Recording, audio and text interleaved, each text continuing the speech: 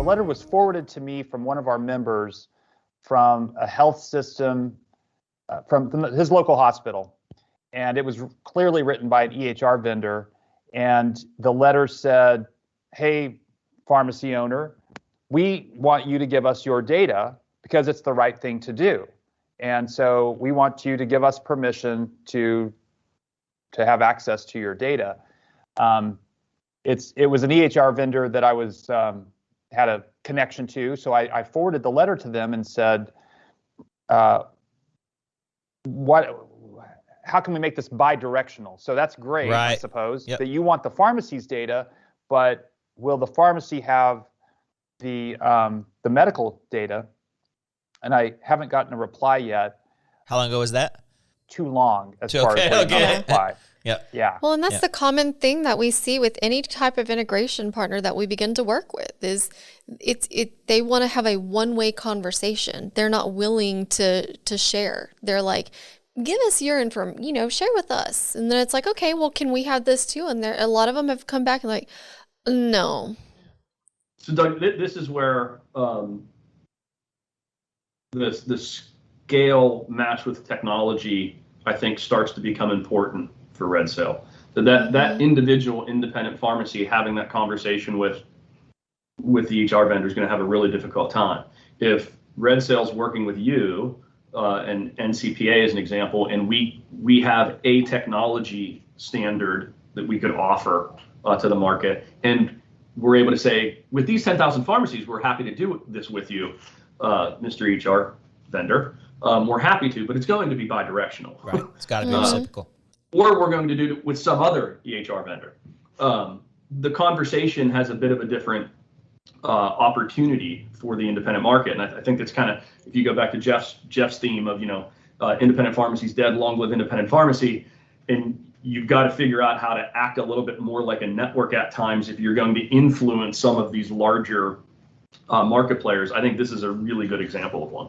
And how to make it easy to work with independents. Again, that's a running theme that, hey, we may have to give up a little bit of our independence to gain greater authority and influence. And then an example of that is SureScripts has a med history data feed, and its primary purpose is ambulatory setting that patient shows up, maybe they're unconscious, whatever, the doctor has access to that, what that patient's actually picked up, not what was prescribed, but what they're actually getting. You have pharmacists who don't want them to have the data. And our position in Pioneer, if you don't want to do that, don't be on Pioneer, right? We're not going to be the pharmacy system where the data's, I know you're afraid of people getting your data, but we're not going to be the pharmacy system where that data is not available in an ambulatory situation. The U.S. government is the payer of half of public health in the country. At some point, we're going to have to realize that data is not ours. That data is public health data. Now, you don't want, there's some data that's yours that shouldn't be out there, what you paid for your drugs and wholesale information like that. But the patient, more and more, we're going to have to push that's public data. And it ought to go both ways, right? The pharmacist ought to get that data just as much as the health system ought to get the data. Well, and the government's pushing. So not just the current, so whichever party someone is affiliated with, it was the previous administration and the current administration are both pushing preventing information blocking. Yep. So requiring healthcare companies, health systems to provide a lot more information to consumers than what's been available before. But to that, the response that you sometimes hear from pharmacies, and I've definitely heard that throughout my career from pharmacies that say, no, I'm not going to give up my data. One of the reasons is because they feel like everyone's making money off their data, and you're right that it may not be that pharmacy's data, but some of it is. And as we've looked at it and actually done some pretty good investigation, depending on which data, at what part in the flow of data, different people own it. And sometimes it's the pharmacy and sometimes it's not. But the pushback that we hear from our members on data is that someone's making money off our data. How do you guys answer that? Because I'm sure you've heard that. I guarantee you've heard it. So what would you say to an independent who says, I'm not going to give up my data because it's valuable and I'm not getting any of the value from it? Yeah, I hope you. Well, the first thing is that there may have been money in data a long time ago. There's not money in data today, at least not on an individual pharmacy basis. If you could find a place to market your data, you might make $10 a month. I mean, there's not a, the big value of your data is the value to public health and the value to that patient's, safety. And there are people making money on data out there, but they're providing intellectual property to it. They're analyzing it and data warehousing it, and they're people like the IMSs of the world and IQVIA, where they're analyzing market trends and they're doing statistics. Other people have tried to compete with IQVIA. There's other companies that do that, but IQVIA does it really well. They do a really good job of how the statisticians work and provide and help estimate markets in pharmacy and things like that. So I think that's a thing they're going to have to.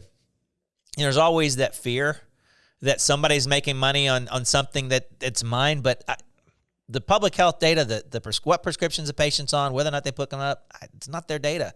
It's public health's data. I'll be a little bit more blunt.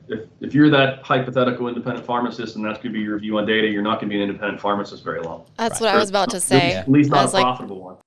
Can we run a business making a living on the data you've got to provide at IQVIA? You don't have a very good technology business very long.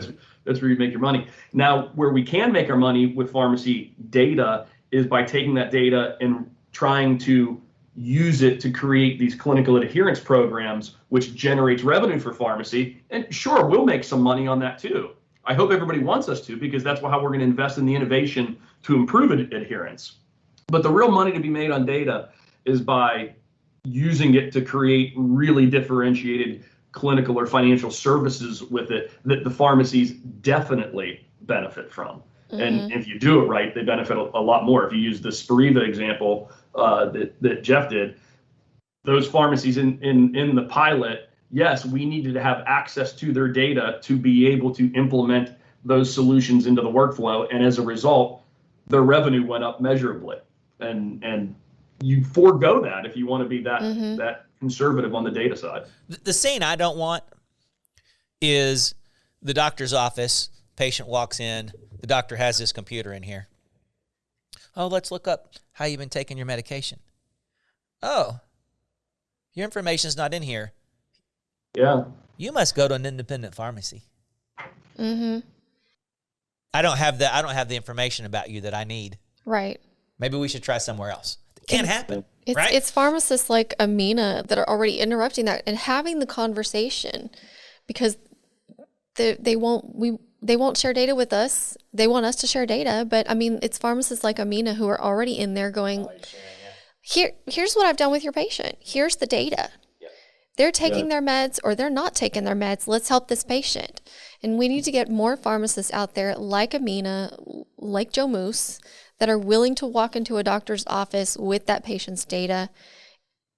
I mean, even more so, we need to get an EHR that's willing to, have a mutual conversation and share data that they're with us, that they're willing to ask for. I think your analogy, your example was the absolute right picture to paint. And when we became RedSail, and I learning the businesses, and Jeff kind of gave me his view on med history. Frankly, we're implementing that on the QS1 side now. I viewed it to almost be an ethical decision, right? So there's a lot of pharmacists, I'm sure, on the QS1 side, they're going to say, Kraig, we don't like the position you're taking on med history. And I analyzed it, looked at what Jeff's doing. What Jeff's doing in Pioneer is the right way and the right position to take. And so if you're a QS1 customer, we want you as a customer, but you're going to have to agree to the med history side. So I guess the analogy I'm hearing you guys say is that the data, that's the raw data, is like crude oil. You can't have gasoline without it. Right. But until it's processed and refined, its value is very minimal. Yep. Great example. That's a great analogy. Yep.